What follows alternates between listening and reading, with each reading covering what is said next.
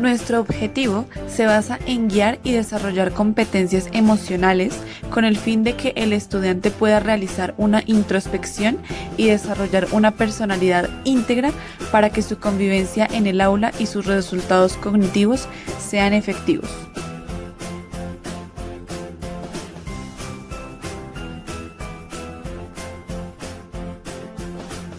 Nuestra tesis es: muchas de las causas de nuestro sentimiento de fracaso actual se encuentra en una transición no resuelta adecuadamente durante la adolescencia, una falta de recursos personales y una ausencia de conciencia en nuestras fortalezas y nuestro propósito en el mundo.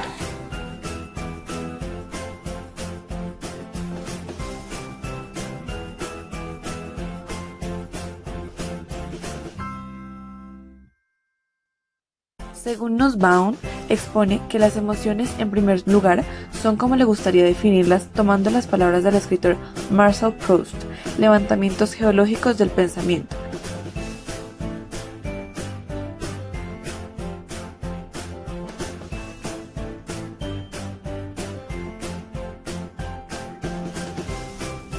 Por lo tanto, ya desde su planteamiento inicial, Nussbaum se aleja de aquellas teorías que conciben las emociones como energías o impulsos de carácter animal sin conexión alguna con nuestros pensamientos, figuraciones o valoraciones.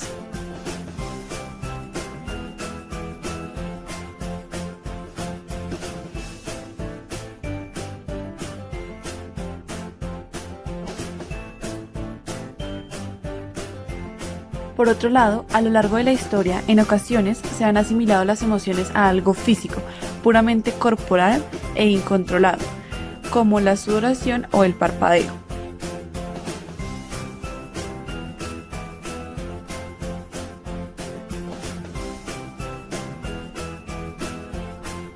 Si lo que define la emoción no es tanto la identidad del objeto, sino la forma de percibirlo, entonces las emociones se sostienen sobre creencias, a menudo muy complejas, acerca de los objetos. Entonces, es necesario que el objeto hacia el que está referido la emoción se haya investido de algún tipo de valor o importancia para la persona que lo contempla.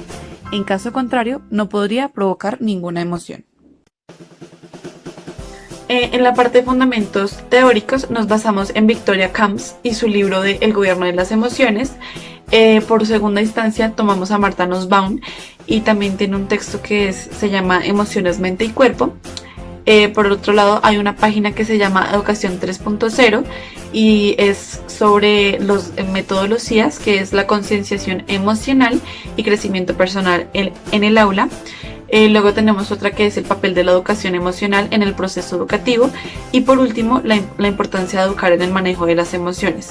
Mi compañera Samantha les va a hablar de otro. Daniel Goleman, uno de los autores en los que nos basamos para desarrollar nuestra propuesta, habla sobre la inteligencia emocional, en ella incluye la habilidad para motivarse y persistir frente a las frustraciones, controlar nuestros impulsos, regular estados de humor, desarrollar empatía y esperanza.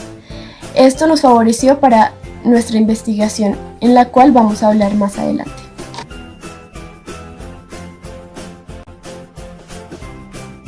En la metodología de enseñanza, el profesor adquiere un rol de guía y mediador, proporcionando modelos de actuación, propiciando situaciones de aprendizaje que permitan adquirir y desarrollar habilidades emocionales.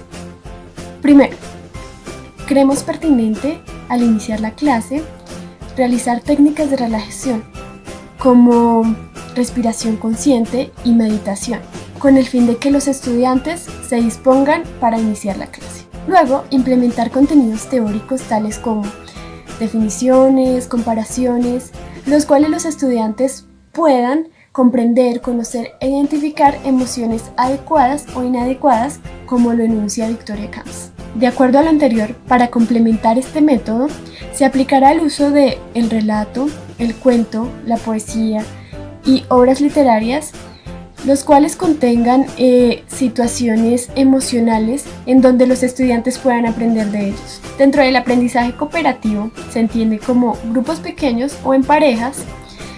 Mediante actividades de integración, los estudiantes se sientan libres y cómodos de comunicar y expresar sus emociones. Esto se entiende como el autoconocimiento y la autoconciencia. El siguiente método es la observación de películas que permitan el análisis de las emociones de los personajes y las sensaciones que provocan en los estudiantes. Nos parece importante fomentar el arte, ya que proporciona medios para expresar los sentimientos y las ideas creativas, y hacen que cualquier experiencia de aprendizaje sea memorable. Al finalizar una clase, es importante incentivar a los estudiantes a la reflexión. Posteriormente, que puedan hacer una recapitulación de esas vivencias y experiencias y plasmarlas en un diario en donde se evidencien sus emociones y acciones que se dieron durante la clase.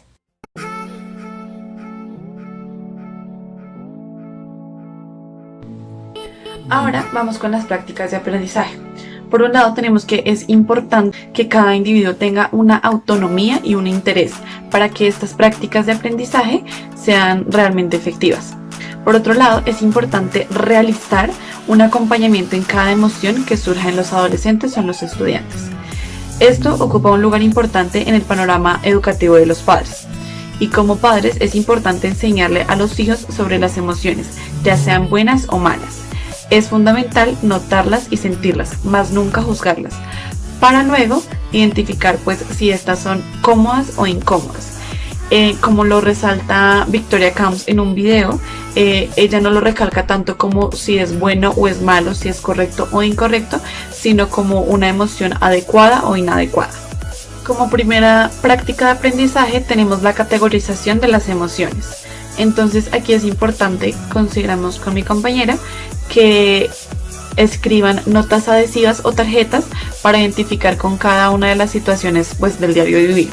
Dialogar sobre cada una de las emociones que los invade con cada uno de los adolescentes, para así mismo categorizarlas. En segunda instancia es preguntar y reflexionar con el adolescente.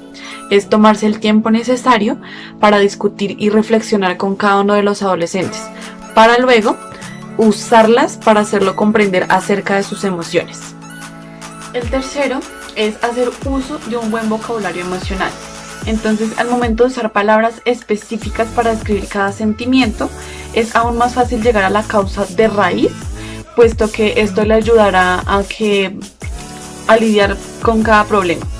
Teniendo esto en cuenta, cuando el joven experimente una emoción fuerte, es necesario tomarte el tiempo para procesar la situación de lo ocurrido.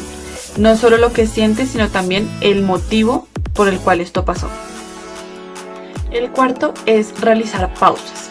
Entonces aquí es importante que el joven tome unos descansos que son necesarios, pues esto lo liberará de todo el estrés que tiene. Por lo que si siente que el joven está empezando a responder a una emoción, primero debe tomar una pausa.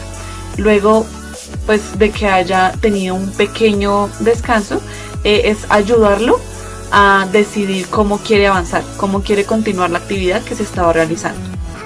El quinto es hacer uso de un truco, que es el truco de los 3 segundos. Este consiste, es para más que todo prevenir una decisión un poco apresurada. Y la podemos practicar basada en 3 preguntas. La primera, ¿es necesario decir esto? La segunda, ¿es necesario que lo diga yo? Y la tercera, ¿necesito decir esto ahora? Mientras que si el estudiante es más introvertido y con mucha continuidad siente que desearía haberse expresado en un momento específico, sería bueno que tú como docente o como padre le preguntes, ¿te arrepentirás luego de no hablar más tarde? Estas preguntas le ayudarán a cualquier persona a manejar sus reacciones emocionales y evitar futuros arrepentimientos, como nos suele pasar, que decimos, no, prefiero no hablar, prefiero callar, pero después digo, debía haber hablado. Entonces, básicamente, esto es bueno para que el estudiante aprenda en qué momentos puede expresarse sin ningún temor. En sexto lugar, tenemos el aprender a decir que no, pero esta considero que va más enfocada hacia los padres que hacia los docentes. Es demasiado gratificante que tú le puedas ayudar o servir a otras personas, pero en ocasiones es importante ponerle un límite para que pues ellos sientan que es necesario.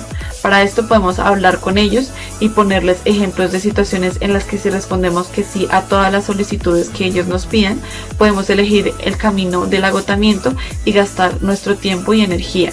Podemos equivocarnos y realmente tomar una mala decisión por no saber en qué momento decir que no y en qué momento decir que sí. Y en el último lugar, pero no menos importante, es convertir aquellas críticas en comentarios constructivos. Es importante que al momento de arrojar una crítica no te tomes esta crítica como algo personal, como ay, lo está haciendo en contra mía, porque realmente como docente no es la intención, sino que hay que saber aprender a manejar el tono de voz con el que se dice y convertir pues esta crítica en un comentario que realmente sea fructífero para el estudiante, para que construya su aprendizaje. En este pues debemos enseñar a los jóvenes a responder dos preguntas, dejando de lado los sentimientos y lo personal. ¿Qué puedo aprender con esta opinión alternativa? Y la segunda, ¿cómo puedo usar estos comentarios para ayudarme a mejorar? Esto se tendrá en cuenta puesto que la mayoría de estas críticas están enraizadas en la verdad e incluso cuando no lo es, ofrecen pues la oportunidad de ver la realidad desde la perspectiva de los demás.